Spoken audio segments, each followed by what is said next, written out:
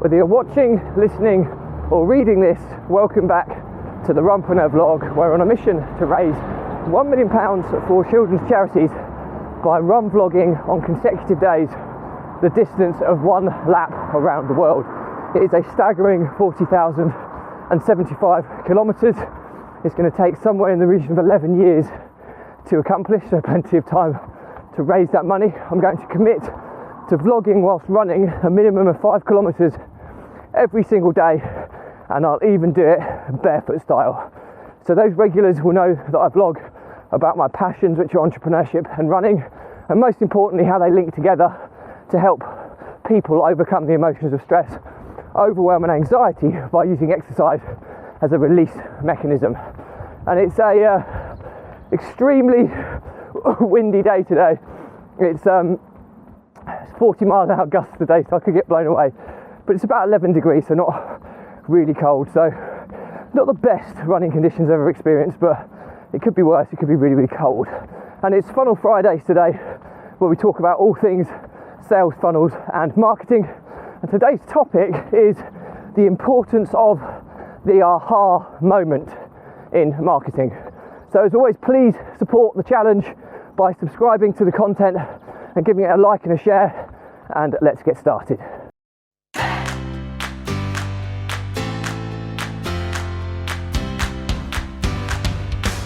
So, what is the aha moment? Well, marketing is communication. It's about communicating with your target audience.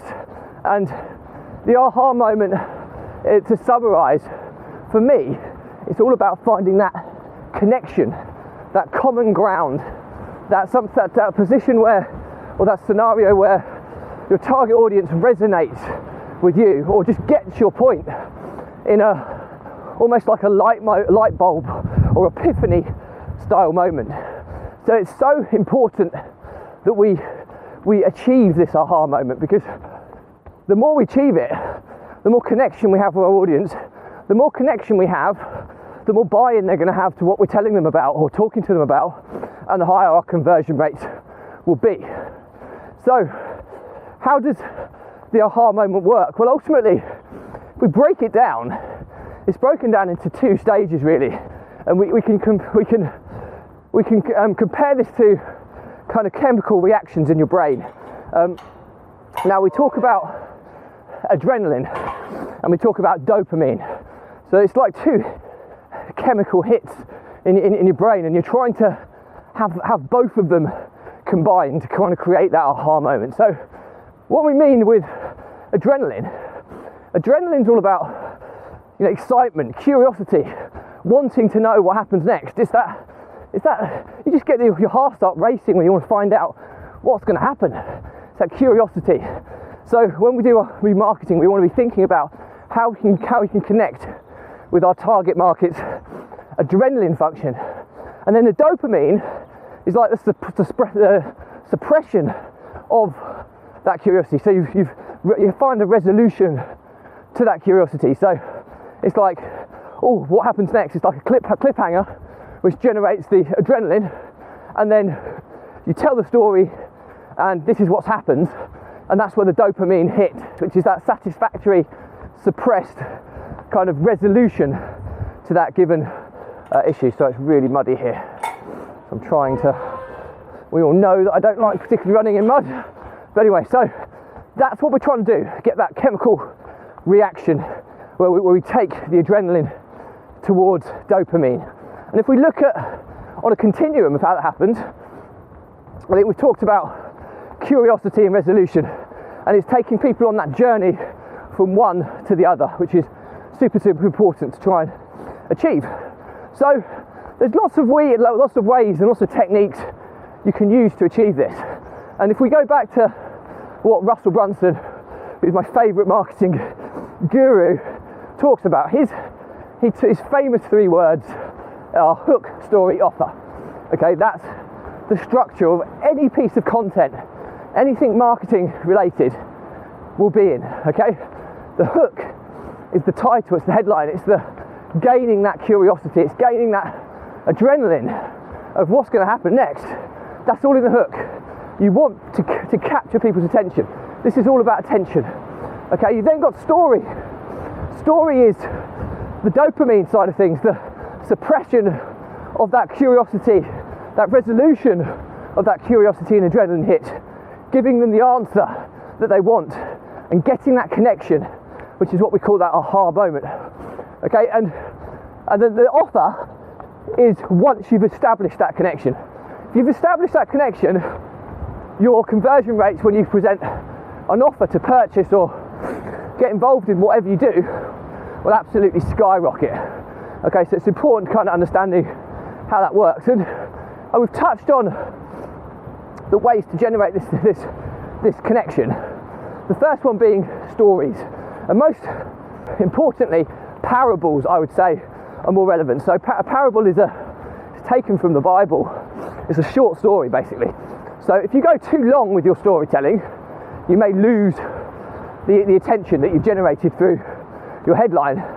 So parables work really well because what you're trying to do is you're trying to tell a story that's suppressing the attention that you've generated by finding something that audience resonates with.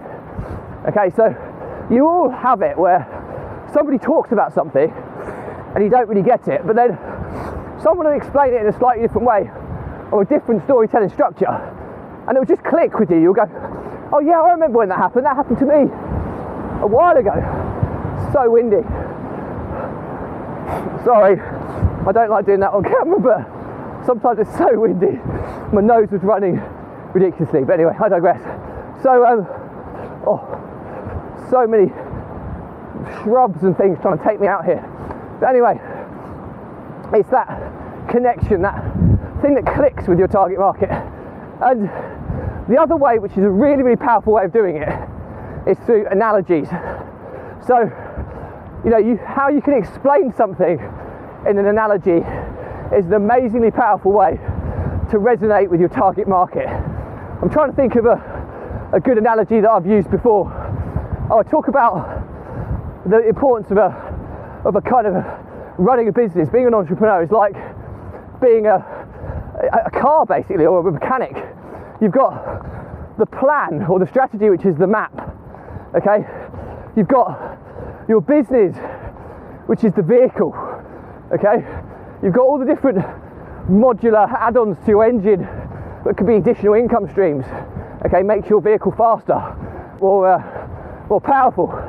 And then the actual journey is the challenge. It's the day-to-day actions you have to take to progress your business. That's the journey of an entrepreneur. Now, people probably wouldn't understand what I meant if I try and explain that as an entrepreneur. But everybody has a car. Everybody, when they plan a route, they'll look at a map or sat nav. You know, if people want to get there faster, they need a car that will go quicker.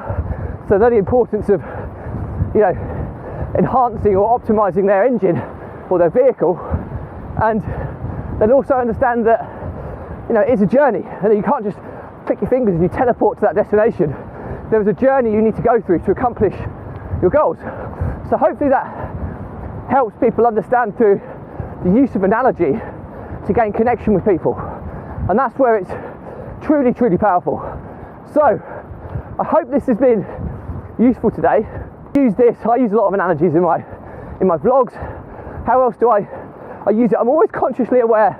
I'm certainly trying to improve and perfect on this, because when you get better and better at finding that common ground, that connection with your target market, your conversion rates just go through the roof. You know you've got it when your marketing data will tell you when you've got it, and that's really, really important to kind of understand that. So perfect the adrenaline, dopamine and connection, and enable that in your content. Think hook, story, offer of how you present your content, something that's engaging enough to stop people. I mean, I run in bright orange. That's a hook. People stop and look at it because I'm bright orange. Okay, so that's just one example of how this can kind of work. But you want to stop, gain their attention, and then tell them the story. You want it to be either a parable or a parable with an analogy, or an analogy which the sole purpose there is to suppress their adrenaline by giving them that resolution, that satisfaction, that dopamine hit, okay? And if you get that, that's the aha moment. That's the sweet spot. That's where you really connect with your audience, and that's where your conversion rates will go to the next stage. So I hope that's useful. As always, if you've got any questions on this stuff, drop me a comment. I'll respond to everyone. If it's a bigger topic, I'll do a separate vlog episode and tag you in. Please do check the links in my bios to keep up to date with my challenge, the donations for the children's charities, and keep up to date with the journey that we're on. And if you can support it in any way, even if it's just subscribing or sharing the content, it goes a long way to helping. So thank you in advance for that. And all that's left to say is that my content on entrepreneurship and running has always been linked to how we can help people overcome the emotions of stress, overwhelm and anxiety by using exercise. In my case, run vlogging as a release mechanism to relieve those daily, weekly pressures that we all experience in the form of stress, and have a process for evaluating, analysing what's happening, clearing our head, you know, gaining clarity, refocusing and moving on. If you don't have that process in place, those pressures are going to build and build and build, like pressure builds in a pipe. And before you know it, you'll have too many things going on in your head, you'll be overwhelmed. When you hit overwhelm, generally you freeze and you stop, you procrastinate because you've got too many things to go at, you don't know where to start. And then very quickly from there, you'll fall into the realms of panic and anxiety, which is clearly what we want to avoid because you're flirting with the edges of mental health issues. In the analogy of the pipe and the pressure, the pipe bursts at that stage and you reach mental breakdown, which clearly we want to avoid. Now I've been there, I've lost multiple businesses, multiple business partners, I've almost been bankrupt because of these reasons. And it's a horribly dark place that I wouldn't wish upon my worst enemy. And there's no coincidence that since I've introduced this running vlog in my life, which is my release mechanism, I've made more progress in the past 12 months than I have done in the previous 4 to 5 years. So hopefully there's enough social proof this stuff really works. And my pledge to you is, if you are someone who's struggling with this, drop me a message, okay? There's no catch. The Runpreneur vlog is not for profits. There's never any sale. Yes, we raise donations for charities, but donations are always optional. So help and support is free. So just reach out, we'll jump on a call, and I'll give you a step-by-step guide to how we can get you back on the right path, so putting yourself back into the right zone. So help is there. It's often free if you're prepared to ask for it, and it's often easier asking a complete stranger than nearest and dearest. So I hope that's useful. As always, I'll leave you with stay positive, stay happy, and I'll see you tomorrow.